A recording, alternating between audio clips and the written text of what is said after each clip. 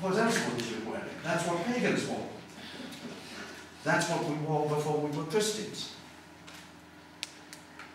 And I'd like to take this a little further forward now, because we've got the business, this group here has lost an evangelistic mission, though it's got a very strong pastoral mission. Its job is to make Christians of people who are Christians in principle but not in practice. We've got to make them Christian in practice. It has, you might say, an evangelistic model target over here, but it's one with which you're in war much of the time. Once or twice you get attempts at mission in Muslim North Africa, but Francis tries it.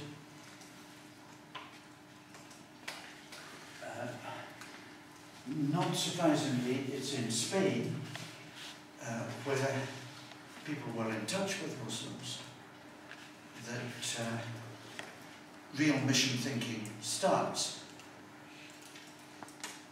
In Spain, real conversation begins between Muslims, Christians and Jews. But it's very limited. And anyone of any wider world, you know next to nothing. You don't even know a great deal about that Greek world, the old Greek Roman Empire. For a long time, Greek virtually disappears in much of Western Europe. You're reading the Bible in Latin, not in Greek.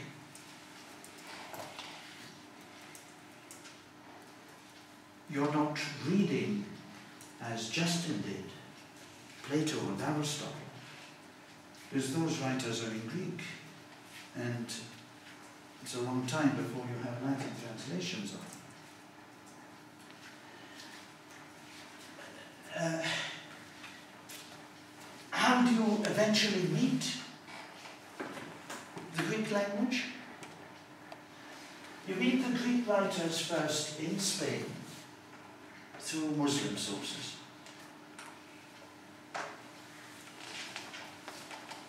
The Arabs had met Greek philosophy as they took over the Middle East. Greek philosophy mediated through Syriac Christian writers. It's in Spain that Western Christians begin to get contact with their old inheritance of Greek, and it comes from their contact with Muslims.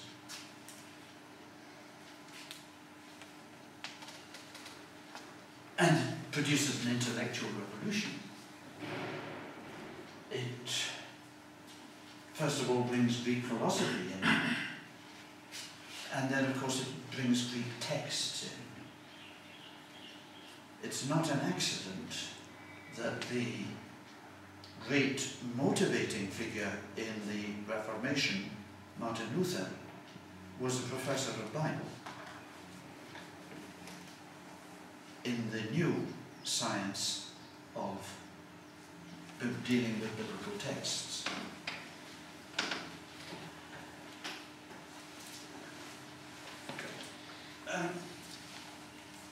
Let's think now of what happens when you do find new frontiers. And it's round about 1500. I think that we have to look. I'd like to say a little bit about this afternoon. But 1500 is a turning point. the 16th century is a turning point in many ways for Christian history. But you might say that around 1500, Christendom has reached its peak.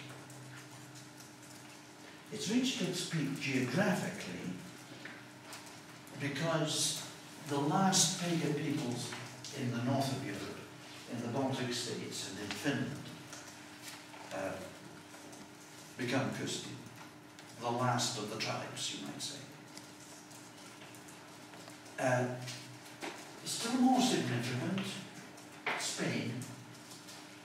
Spain has been part of, southern Spain has been part of an Islamic empire for 600 years.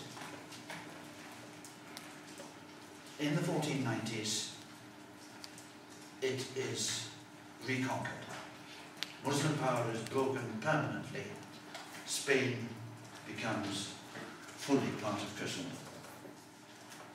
And Spain also had the largest Jewish community in Europe. What happens is that Spain decides that Christendom must be complete, and Jews and Muslims are given the choice of conversion or leaving. No Jews or Muslims are left. The one part of Europe where you had a meeting of Christians and others becomes replaced by an entirely Christendom model.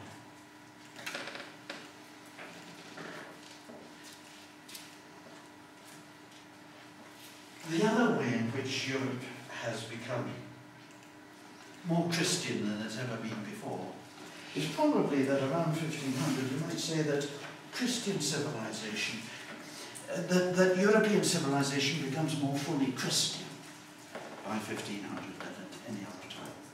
And this is another point we were talking about secularization principle in Europe. European art, music, literature, philosophy, up to the period around about 1500, is shot through with biblical and Christian symbols. You cannot understand European literature, philosophy, or art without knowing something about Christianity. All the symbols come from that source.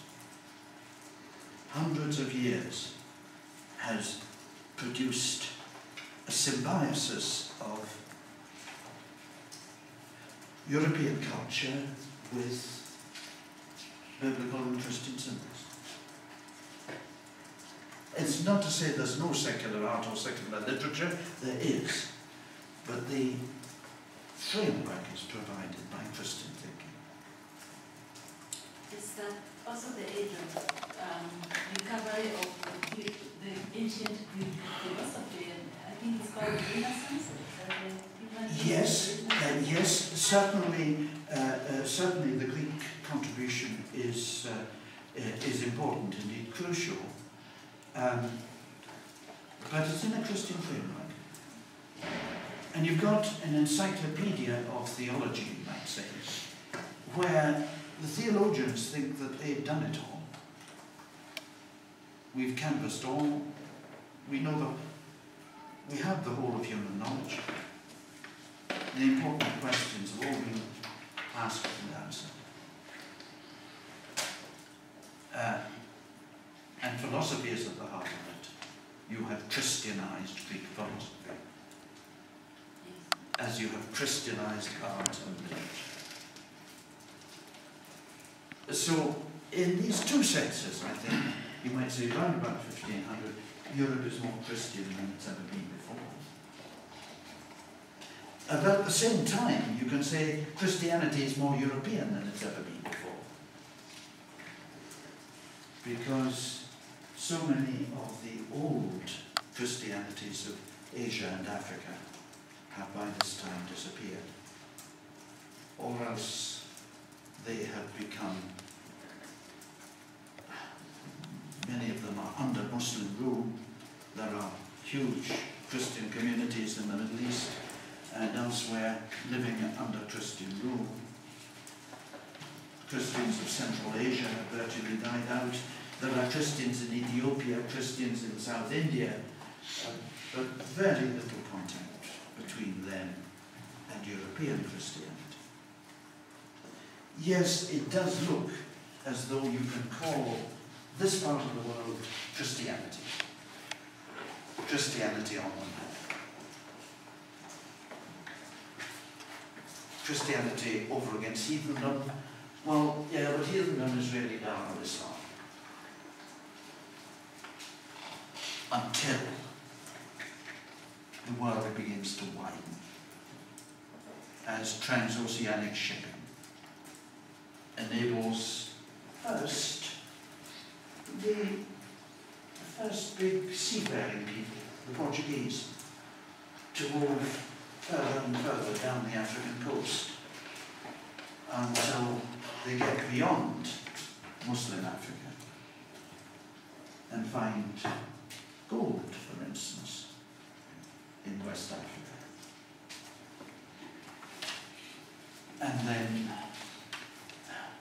the time comes when you can move right round the African coast and up the other side and find that the monsoon winds take you to South India. And now you are in a new world. The first Portuguese sailors arriving in Calicut go into a Hindu temple and pray. I'm sure they thought it was a church. No doubt a very corrupt cult. The saints had too many arms and so on. But the, what else could it be?